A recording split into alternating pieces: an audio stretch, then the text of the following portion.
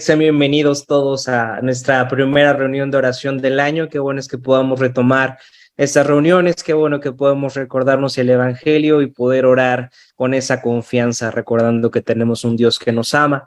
Y justamente de eso me gustaría hablar en la reflexión del día de hoy, la cual estará basada en Génesis capítulo 15, todo el capítulo 15.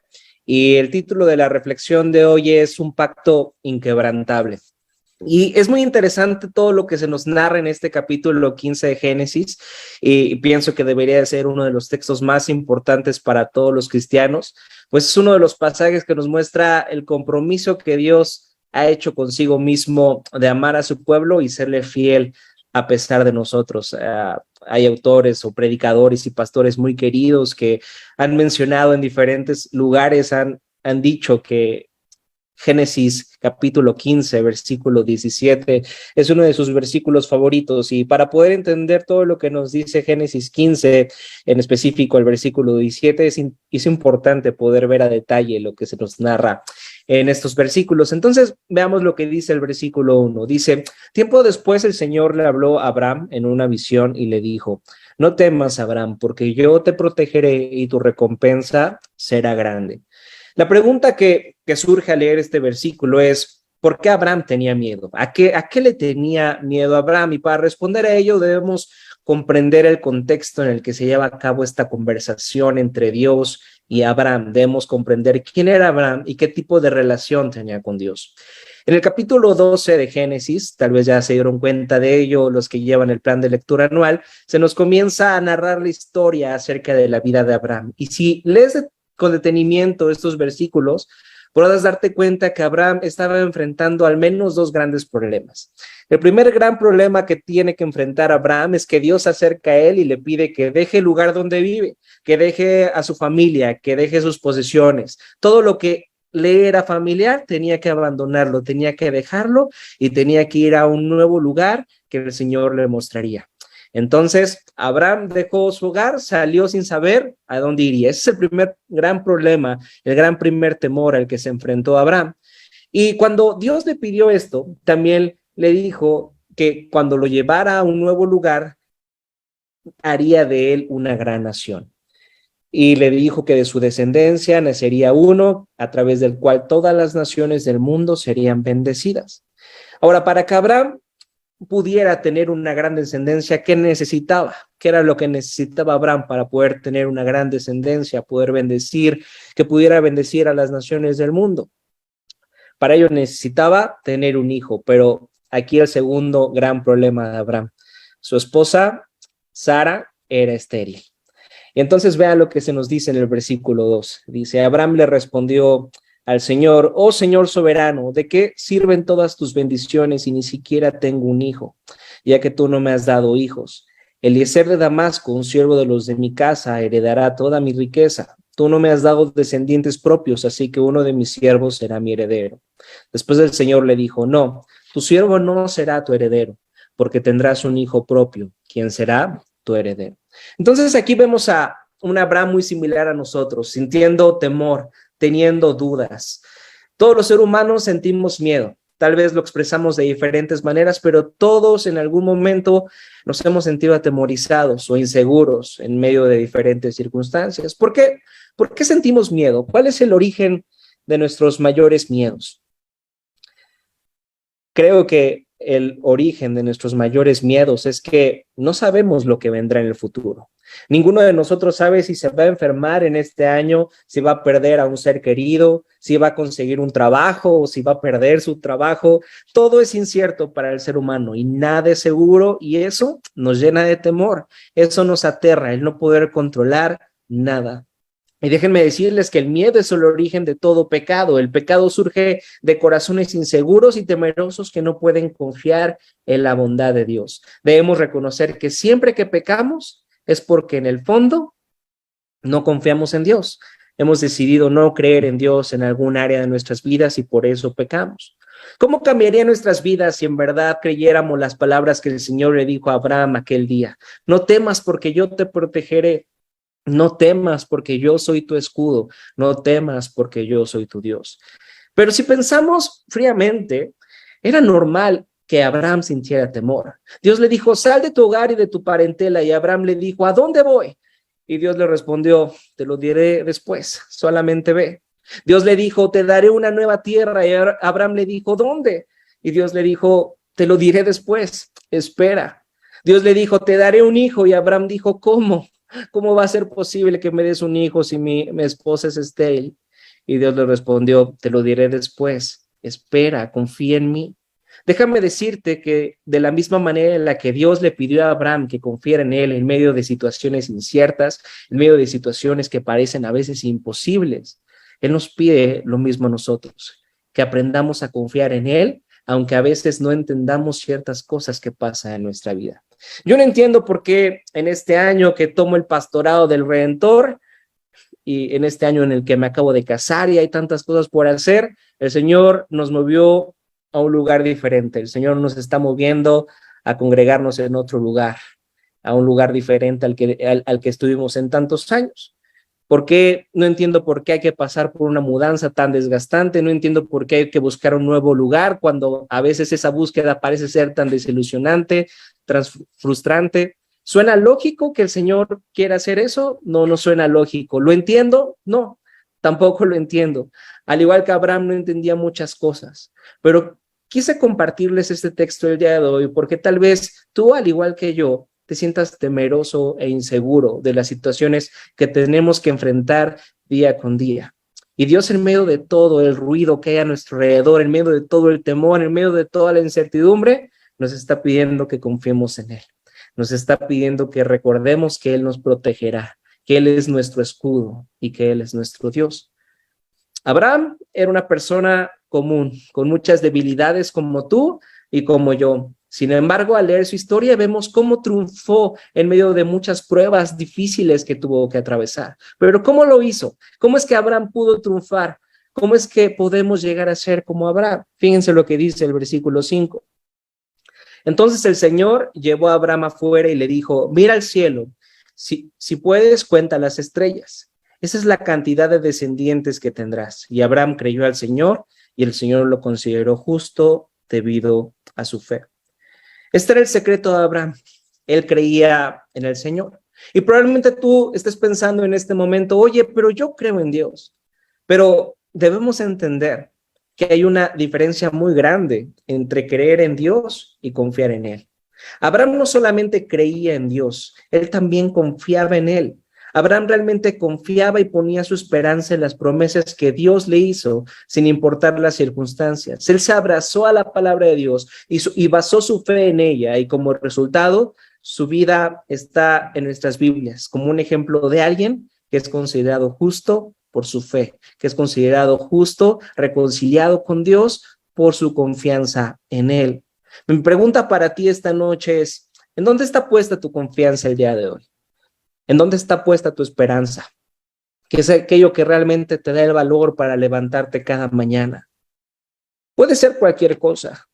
Puede ser tu trabajo, puede ser tu apariencia, puede ser tu salud, pueden ser tus éxitos, puede ser una persona, puede ser tu pareja, puede ser tus hijos, puede ser tu familia. Puedes poner tu confianza en todas esas cosas. El problema es que ninguna de ellas puede durar para siempre. Tu trabajo no durará para siempre. Tu apariencia no durará para siempre. Tu salud tampoco. Tu familia tampoco durará para siempre. ¿Qué vas a hacer cuando pierdas todo eso? ¿En dónde va a estar tu esperanza? ¿En dónde va a estar tu confianza? Solamente si confiamos en Dios, nuestra esperanza estará en un lugar seguro. Y eso es así porque Dios nunca va a cambiar. Él es inmutable, Él no tiene fin. Cielos y tierra pasarán, pero Él estará ahí. Ahora, continuemos leyendo lo que dice el versículo 7. Entonces el Señor le dijo, yo soy el Señor que te sacó de Ur de los Caldeos para darte esta tierra como posesión. Pero Abraham respondió, oh Señor soberano, ¿cómo puedo estar seguro de que realmente voy a poseerla? Y aquí tal vez nos tengamos que detener un momento. ¿Cómo es que Abraham creyó al Señor y entonces fue considerado justo y ahora aquí está cuestionando al Señor? O sea, ok, Señor, sí, confío en ti, pero ¿cómo? ¿Cómo es que lo vas a hacer? Y a veces cuando pensamos en Abraham, pensamos en alguien, en una persona cuya fe es imposible de igualar. ese héroe de la fe. Pero me encanta este versículo 8 porque nos muestra un Abraham tan similar a ti y a mí. A alguien que realmente a veces sufre de incredulidad, aunque confía en Dios, aunque recuerda las promesas de Dios, a veces le es muy difícil confiar en la palabra de Dios. Y entonces el Señor es paciente y el Señor le dice, mira, voy a hacer esto para que puedas confiar en mi palabra, en que todo lo que te estoy diciendo es cierto. Entonces, mira, fíjate, Abraham, te va a quedar muy claro que yo voy a ser fiel, fíjate. Y dice en el versículo 9, y el Señor le dijo, tráeme una novilla de 3 años, una cabra de 3 años, un carnero de 3 años, una tórtola y un pichón de paloma. Entonces Abraham le presentó todos esos animales y los mató. Luego partió a cada animal por la mitad y puso las mitades a una al lado de la otra. Sin embargo, no partió a las aves por la mitad. Luego continuó el versículo 17. Después de que el sol se puso y cayó la oscuridad, Abraham vio un horno humeante y una antorcha ardiente que pasaba entre las mitades de los animales muertos. Entonces el Señor hizo un pacto con Abraham aquel día. ¿Ya les quedó claro por qué Abraham confió en Dios y por qué también nosotros debemos de confiar en Dios? ¿Ya les quedó claro la señal que Dios le dio a Abraham para que pudiera confiar en él? La verdad es que no. La verdad es que al leer estos versículos, es muy difícil para nosotros comprender qué es lo que Dios estaba haciendo en ese momento con Abraham. Cuando escucho a R.C. Sproul o a Tim Keller decir que Génesis 15:17 es su versículo favorito, es un poco difícil de comprender la razón de por qué lo es. Y la razón por la que nos es tan difícil entender lo que se nos narra en estos versículos es porque nosotros no vivíamos en ese tiempo. Si se dan cuenta, Abraham no se sorprendió de lo que Dios le pidió, ni requirió mayores instrucciones. Él fue e hizo todo lo que se le pidió. Él fue por los animales, los mató, los partió a la mitad y los presentó ahí en ese lugar. Y para poder comprender de mejor manera qué es lo que estaba pasando aquí, me gustaría que pensáramos en cómo en nuestros tiempos, en nuestra cultura, se firma un pacto.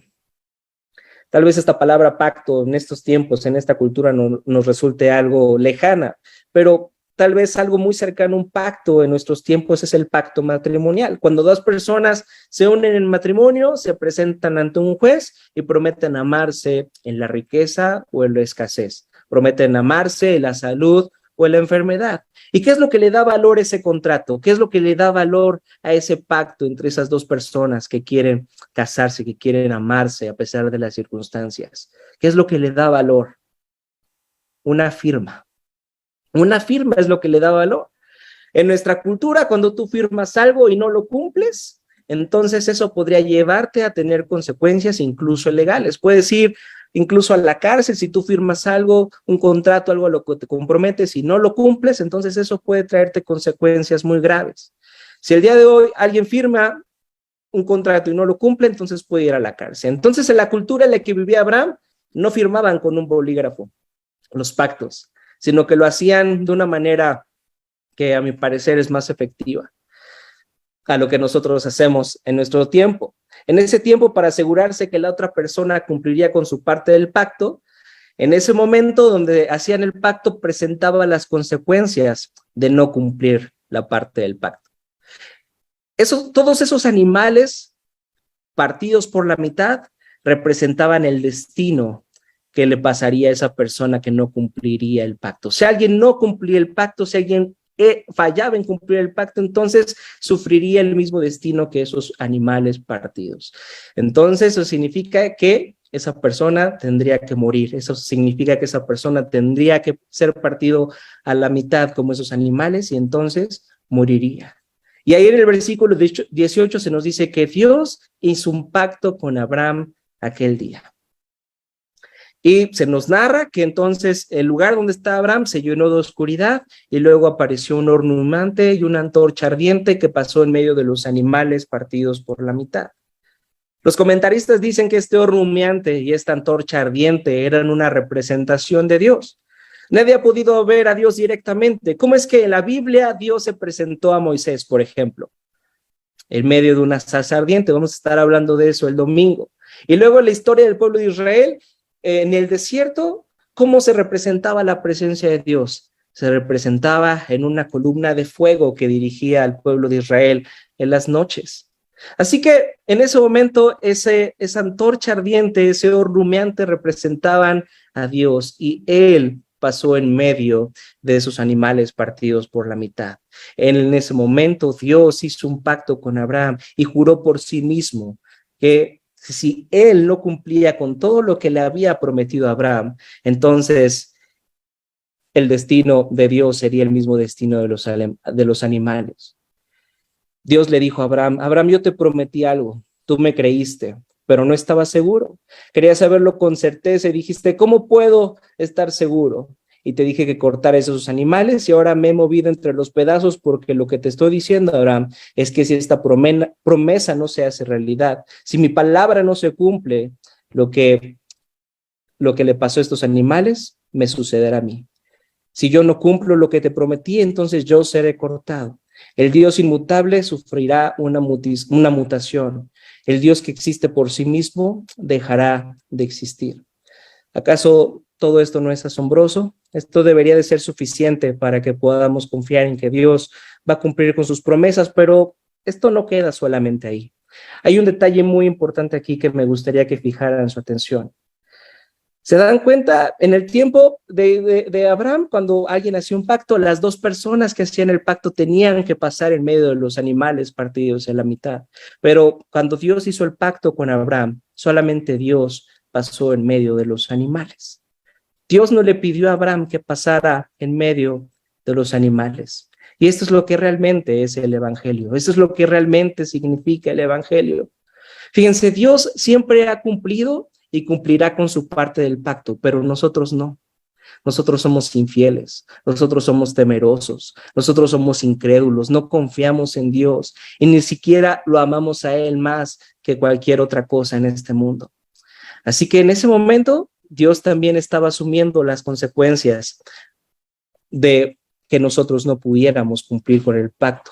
Eso es el Evangelio, esas son las buenas noticias del Evangelio. Ahora nosotros sabemos que Dios se hizo hombre como nosotros y vivió la vida que nosotros no podemos vivir. Y a pesar de que Él fue perfecto en todo, a pesar de que Él fue obediente al Padre en todo, Él fue al madero.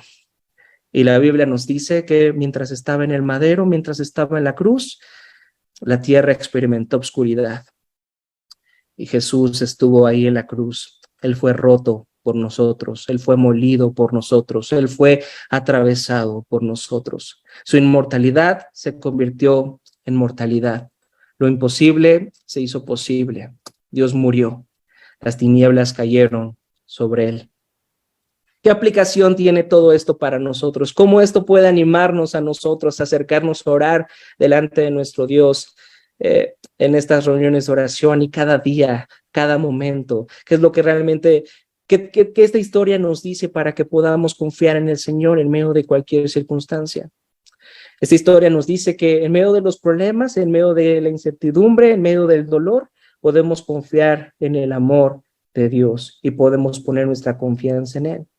Porque todo lo que ha prometido lo ha cumplido en Cristo. Y Cristo es nuestra mayor recompensa. Y algo muy importante es que Dios nos asusta de nuestra incredulidad. Dios ama a los incrédulos. Cuando Abraham dudó, Dios no le dijo, ¿cómo te atreves a dudar de mí? ¿No ves todo lo que yo he hecho por ti? No, Dios le dijo, mira, voy a hacer un pacto contigo. Sé que eres incrédulo, sé que vas a fallar, sé que no puedes confiar en mí, entonces yo voy a hacer un pacto contigo. Y entonces fue paciente con Abraham. Y así de la misma manera es paciente contigo y conmigo. Él conoce nuestra incertidumbre, Él conoce nuestra incredulidad, Él conoce nuestra inconstancia, Él conoce que muchas veces tenemos miedo y nos cuesta confiar en Él. Y en medio de las dudas, en medio de la incertidumbre, Dios te invita a recordar el pacto que ha hecho contigo, el pacto que ha hecho conmigo. Un pacto que no depende de lo que hagas tú o lo que dejes de hacer, sino un pacto que depende de lo que Cristo hizo por ti y por mí. Solamente ahí puede estar nuestra esperanza, solamente ahí puede estar nuestra confianza.